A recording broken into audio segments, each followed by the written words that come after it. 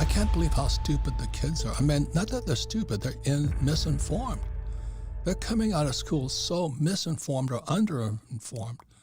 You know, those old saying that we used to have as a kid, milk, more information, less knowledge. I mean, that applies to what's happening in schools today. I can't believe it. Well, think about it. I think it cost about $186,000 to educate a person.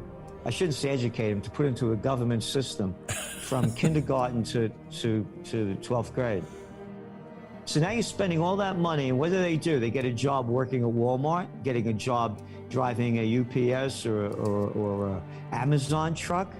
What do? They work at Home Depot. Where do they? Why did you send them to school all these years if this is the career they're going to have? And you can't hurt their feelings. You have to give everybody a trophy. They hated school probably. That's why they had their jobs there. I hated every day of school. Me too. I got left back in the 5th grade, ran away from kindergarten, barely got out of high school. You know, I'm just saying, the system, by their deeds you shall know them. We're spending almost $200,000 to educate somebody. You didn't have to go to school to work at these jobs. So let me ask you this question, okay? So this, like I said, where it must be psychic, because I'm tweeting about how can somebody go beyond stupid? But like Rod Serling on the Twilight Zone said, when we were kids, you entered a whole nother zone of stupidity. Do you know, in Vietnam, I went to Vietnam twice as a Marine pilot. We won the war. But people don't know that we stopped Chinese communism in Vietnam. But what did they report? None of that.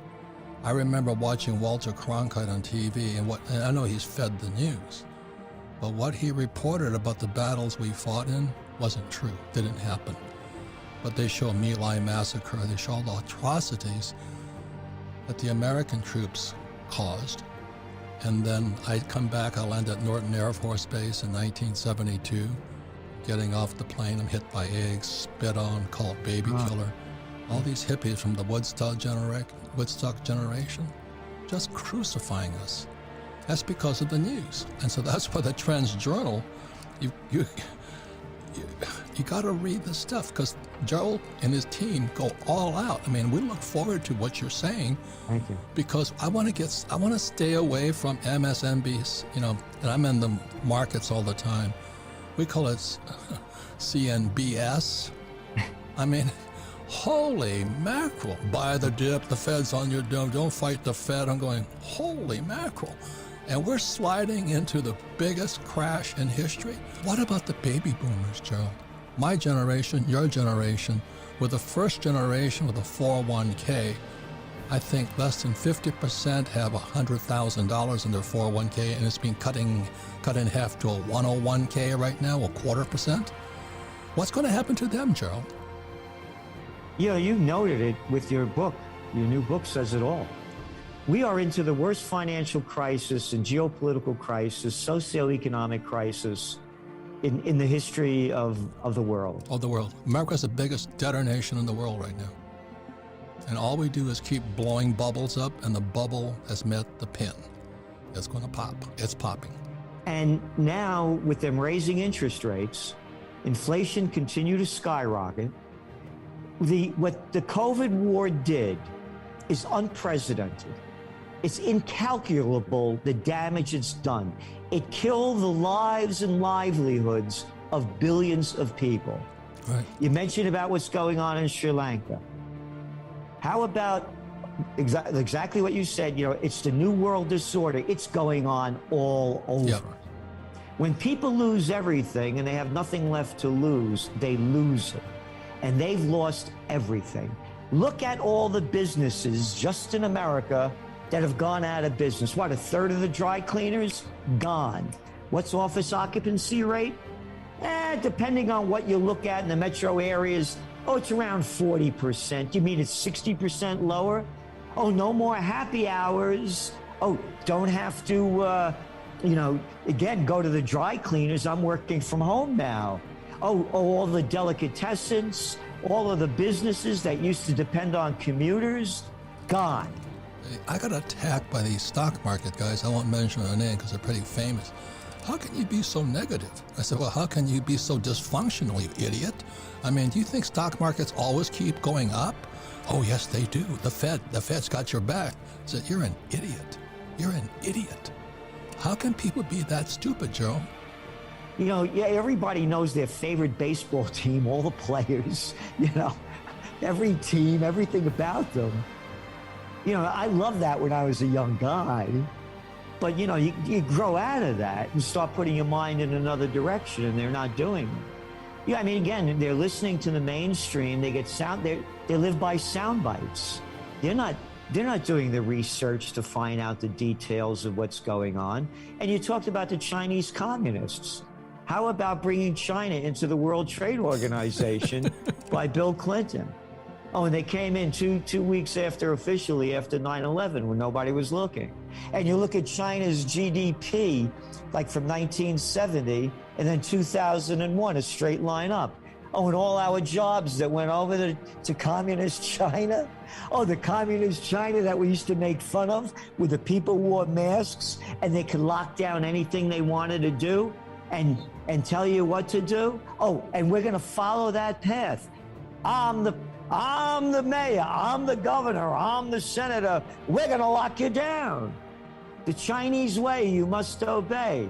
Welcome to America. Right. And I tell you, Gerald, I mean, I'm going to repeat myself. The worst thing was watching Walter Cronkite on the CBS Evening News. We just got our asses pounded. We fought back. And what they reported wasn't the truth. I mean, I was there. I saw it with my own eyes, you know. We lost so many men, good men. 15. And, you know, so I go to the Vietnam Wall. I'm going to cry. I'm dead inside. Because we didn't have to die for that. We didn't fight for this. We fought for our freedom. The freedom of speech, the freedom to carry guns, the freedom to vote for who we want, the freedom of religion. That's what we fought for. It's gone. It's gone. I'm afraid to say anything. I have to kind of call people. I'm afraid of texting because somebody's going to hack my text. Anyway, I want to get back. I want you to go into what you see coming up. I've never seen such cartoons in my life. What happened to Boris Johnson? I mean, Prime Minister. How did we get this clown Biden in there? I mean, where did that guy pop out of? I mean, the people that are running our lives, they're mentally ill. They're pathological liars. They can lie perfectly. They're sociopaths and psychopaths. Well, you know, the big issue is inflation. And again, the economy was artificially injected with all this monetary methadone to keep the money junkies high. Everything should have crashed in 2020 when they locked down most of the country and most of the world. Right. And it's just artificially boosted up with record low interest rates and countless trillions of dollars pumped in by the government. And now with inflation, and they kept, you know, lying about it or being stupid, whatever you want to decide. First it was temporary and then it was transitory. They lied about it. You're looking at the EU with what, 8.6% in inflation rate and negative interest rates minus a 0.50. And the United States, where you have the inflation rate just came in at 9.1, and it was temporary and transitory. So they're going to keep raising rates. The higher rates go, the deeper the economy goes, the deeper the markets go. End of story. And you're looking what happened over in Canada. Recently, they just raised rates 1%.